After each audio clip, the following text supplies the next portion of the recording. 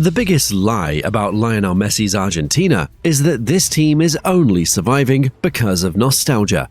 The world looks at the squad sheet, sees Messi at 38, sees Otamendi in the final stretch of his career, sees a group of players who already completed football in Qatar and quietly decides Argentina are done. France may look scarier, Spain may look more technical, Portugal's midfield may look more complete, but none of them possess what Argentina now has: a squad completely addicted to winning.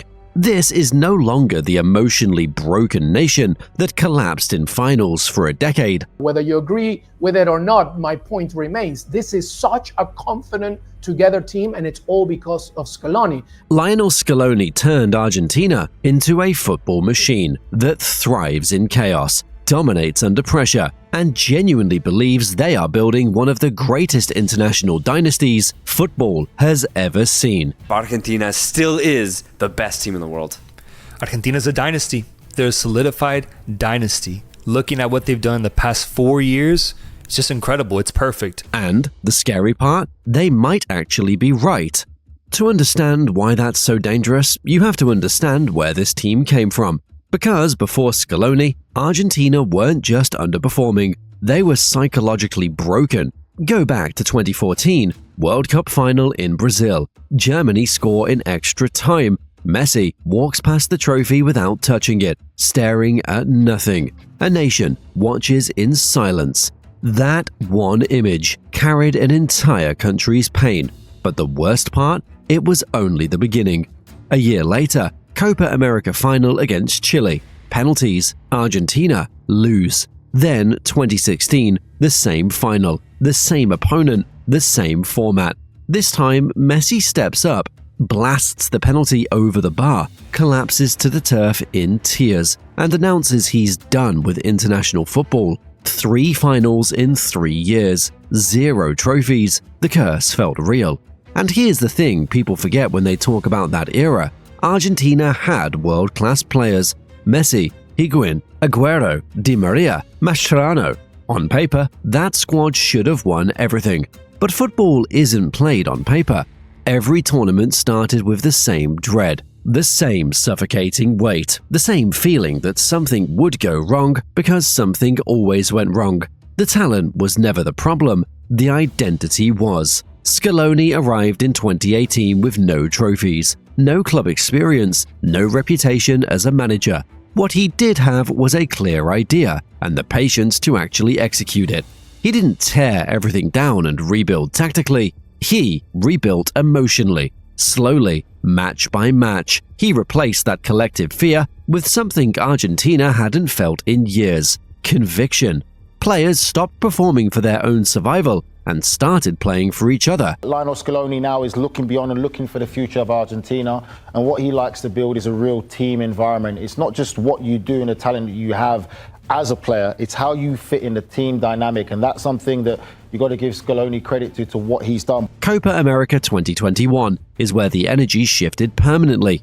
Argentina in Brazil at the Maracanã against Brazil in their own backyard.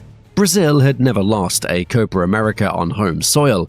Didn't matter. Di Maria scored. Argentina defended like their lives depended on it. They defended so well, and sometimes violently, but defended and to the point to where organized, pragmatic in the manner that they play, and say, you know what, we have Messi, he's going to do a little something magical for us, and that's going to be enough. We're going to score an early goal, and we're going to absorb pressure. And they did this throughout the tournament. And when that final whistle blew, Messi dropped to his knees and wept, not from pain this time, from relief. 28 years without a major international title, ended on enemy soil. What's cool isn't it that he's won millions of trophies with Barcelona, yet the way he's celebrated and what he's saying afterwards as well just shows that there's still a little boy in kind of all of these players, you know, that you just dream of winning something for your country. That moment wasn't just a football result, it was a psychological unlocking.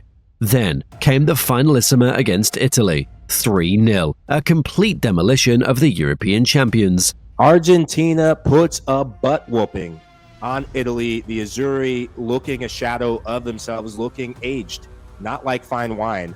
Then, Qatar 2022, the greatest World Cup final ever played, won on penalties in the most chaotic match in tournament history. I think in context, it's hard to believe that in living memory there's been a better football match. It's just ridiculous how perfect the narrative was. I can certainly cry at beautiful football moments, and that made me cry. 3 trophies in 3 years. The redemption arc completed. Most nations stop there. That's usually where the hunger dies and the cycle ends, naturally.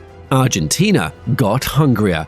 Copa America 2024, back-to-back continental titles. The first time they'd done that since the 1940s. Winning didn't stay a goal for this squad, it became their identity. That's not something you can replicate by assembling expensive players. That's something you build over years of shared suffering. And this group has more shared suffering than anyone. This Argentina team, their identity is pragmatic dominance. They're comfortable without the ball, but they're ruthless in transition. And then my favorite thing about them is that they're emotionally unshakable in knockout games. That's what they proved to me in these Copa America runs, and especially at the World Cup in tight matches against the Netherlands and France when they were tested on the biggest stage with millions, billions of people watching. They were able to step up big time. Now, here's where the lie fully collapses, because while everyone debates France's squad depth and Spain's Yamal generation, Argentina quietly assembled one of the most complete international squads in world football, and built it to function like a club side. Ever since Lionel Scaloni led Argentina and Messi, of course, to win the World Cup in 2022, this is one of the, if not the most complete team in international football. And they've shown it for a while, with or without Lionel Messi. The last point matters more than any individual name on the sheet. National teams almost never develop genuine automatisms. Players meet 4 times a year, run through shape work, and hope the quality is enough. Argentina under Scaloni doesn't operate that way.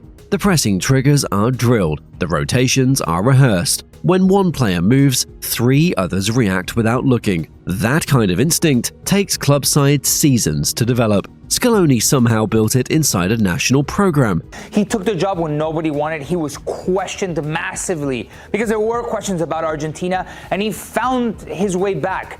And I think his greatest virtue is his management and his rhetoric. Management in the way that he manages the group of players, constantly recycles them and keeps that motivation fresh.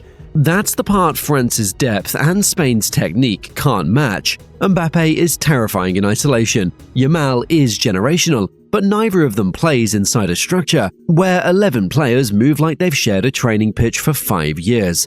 The qualifier numbers confirm the dominance. Argentina finished top of CONMEBOL, 9 points clear of the rest. Messi led the scoring with 8 goals despite missing matches through injury. The first time in his career, he'd finished as qualifying's top scorer. Scaloni became the first Argentine manager in history to beat Brazil both home and away in World Cup qualifying. It's just the difference of level between the two teams, and like you said, Gabby, with Argentina arguably without their 2 best players, with no wingers, with a formation in a 4-1-4-1 where you knew they would have control of the ball, but there was just nothing from Brazil to try to counter that control. And I mean, well done for Argentina. I think they are with Spain the best team in the world right now. Those aren't lucky results. That's a team that imposes itself regardless of context. And then you look at the individual pieces. Julian Alvarez isn't the surprise package from Qatar anymore. One of my favorite 9 out there at the minute. He arrives at 2026 as a striker who scored 20 goals for Atletico Madrid, put the ball past Barcelona, Real Madrid, and Inter Milan in the same season. He's mature now, physically and mentally, ready to carry the number 9 responsibility without leaning on anyone.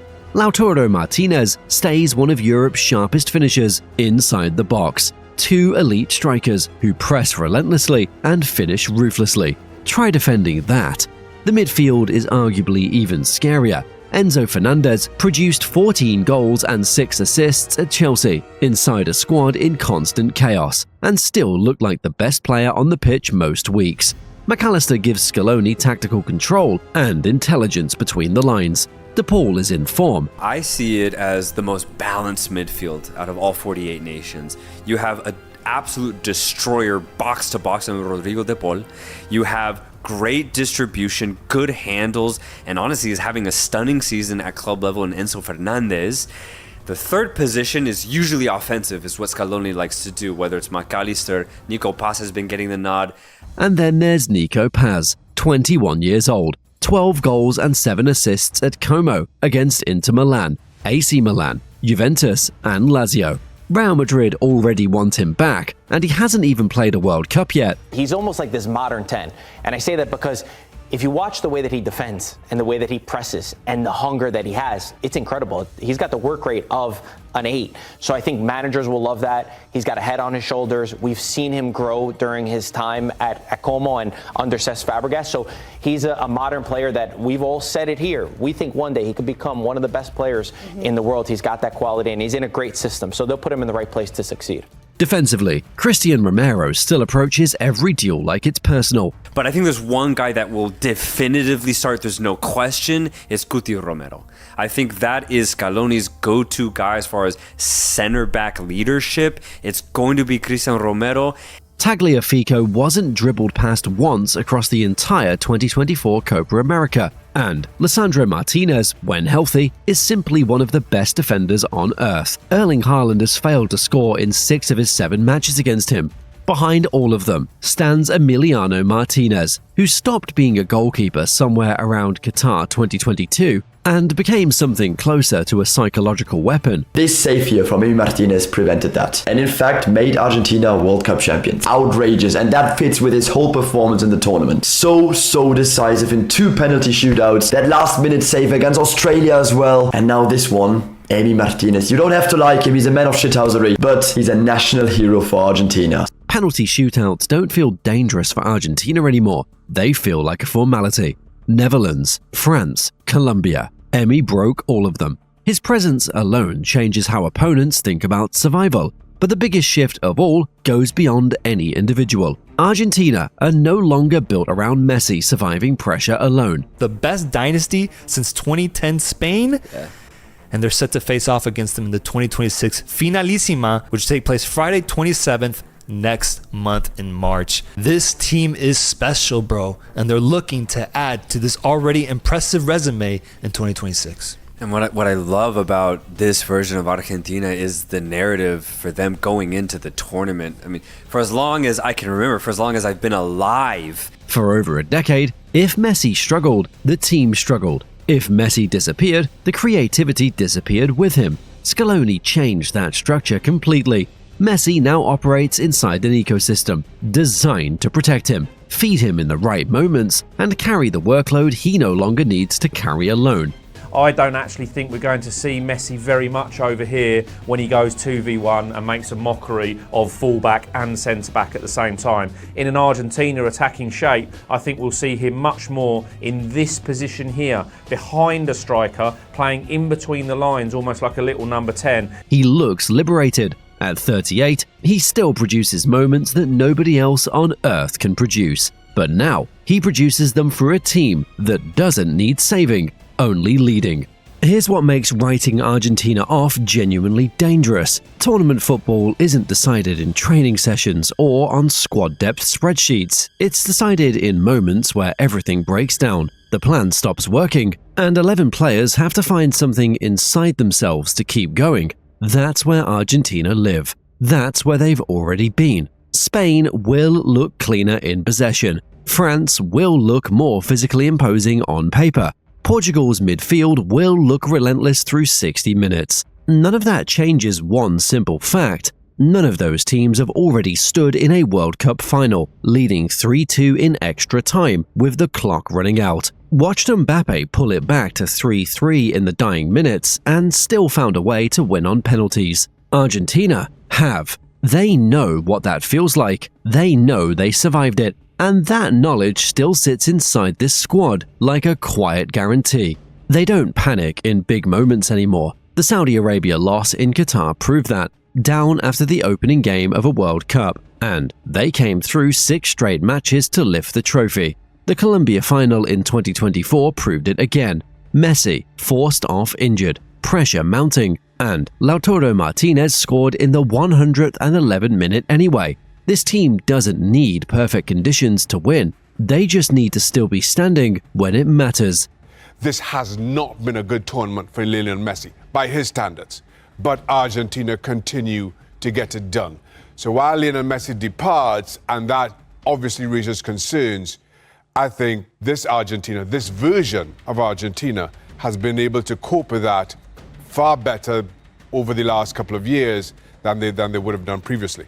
Now, bring in Nico Paz, Giuliano Simeone, Franco Mastantuono, Valentin Barco, players who haven't won anything with Argentina yet. They're hungry in a completely different way from the veterans. They haven't experienced the relief of Qatar. They haven't lifted a Copa America. They want what the older players have.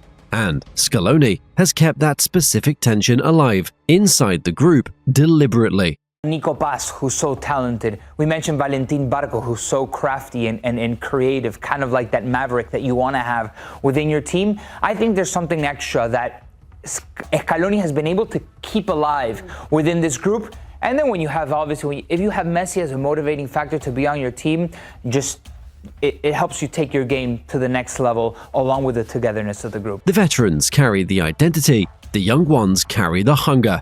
Together, it's a combination that should make every other national team genuinely uncomfortable. So the lie isn't just that Argentina are old. The lie is the assumption that experience equals complacency. It doesn't. Not here. Not with this group. This is a squad that combines scars, trophies, identity, and fresh ambition in a way no other national team on earth currently does. They are more dangerous now than at any point since Scaloni took charge. The world keeps making the same mistake with Argentina. They look at the age, they count the names stepping back, they forget what this team actually is. Spain have the technique, France have the depth, Portugal have the monsters in midfield, but Argentina have the belief. The kind that only comes from a team that already conquered football once and genuinely thinks they can do it again. Subscribe and share this with someone still sleeping on Argentina.